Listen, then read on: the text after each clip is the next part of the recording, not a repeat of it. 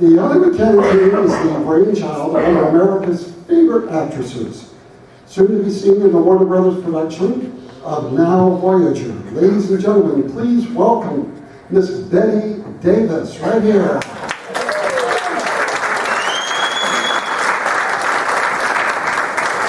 Hi, Betty. Hi, Bob.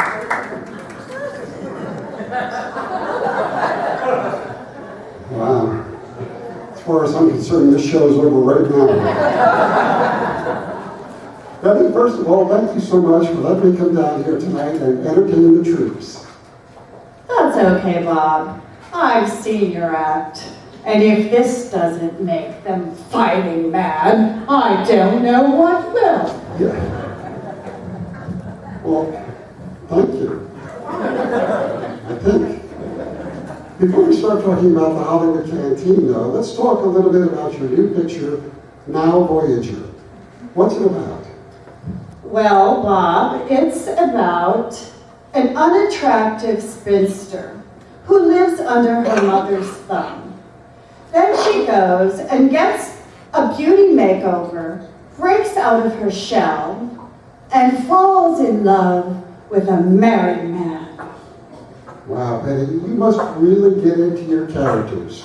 Now, Bob, let's not ask for the moon. We have the stars. We have the stars. This kid's gone. Bertha Betty. Are you okay? I'm sorry, Bob. Sometimes I get so into the roles I play that the lines come back to perpetually haunt me. Oh, to haunt you, eh? Well, stop by my dressing room after the show and I'll perform an exorcism. Speaking of movies, have you seen my latest picture, Road to Morocco? I did. And what did you think? Well, when I first sat down in the theater, I said, "Fasten your seatbelts. It's going to be a bumpy ride."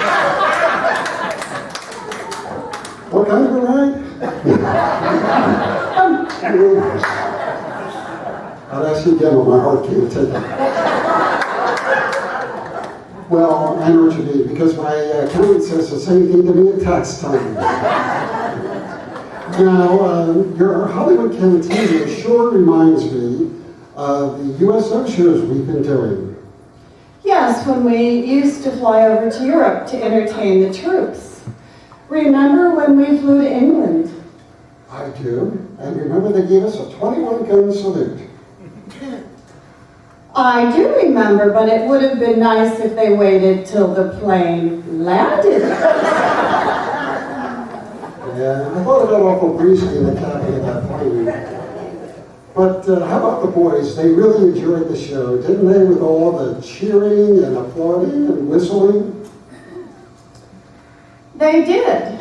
And then the girls got off, and you came on. Yeah. Give me a second, I'll think of something. Well, let's talk now a little bit about your Hollywood Canteen. Now, how did this all come about? Well, the wonderful actor and friend of mine, John Garfield, and I got together, and we found this old, run-down building. And when I first saw it, I said, "What a dump!" But together, we were able, with the help of many volunteers and celebrities, to raise enough money to completely refurbish the place. And then those same volunteers and celebrities got together, and every night they would entertain, feed, perform, and dance with the boys. Oh, that's marvelous, Ben. What do you like to do here? I like to dance. Dancing, really? Well, that is until you cut in, Bob. Well, I mean, what pretty girl wouldn't want to cut a rug with old Twinkle Toes Hope? Anyone who wants to leave here with 2 good feet. Anyway, Bob, you're not supposed to be dancing. You weren't even in the service. Well, can I help it? The draft board is rating all the other boys 1A and they rated me 4Z. 4Z. Yeah, that means in case of attack, I pile sandbags around Walter Cronkite. Now, Betty, is there anything you'd like to say to our boys in uniform tonight? There certainly is. I would very much like to say to all of the servicemen, wherever you go, our hearts go with you. Oh, that's a lovely sentiment, Betty, really. Just one more question before you go, and I'm a little embarrassed to ask you this, but, well, I've always had a big crush on you, and, well, what do you say? How about a kiss goodbye? You cad! You dirty swine! I never cared for you. Not once. I used to make a fool of you. You bored me stiff. I hated you. It made me sick when I had to kiss you. And I wouldn't have kissed you. But you begged me. And you hounded me. And you drove me crazy. And after I kissed you, I used to wipe my mouth. Wipe my mouth.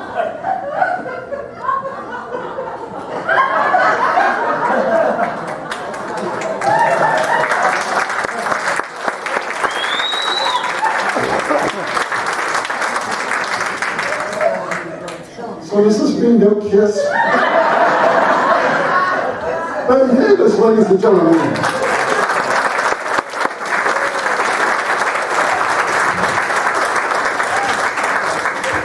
Thank you.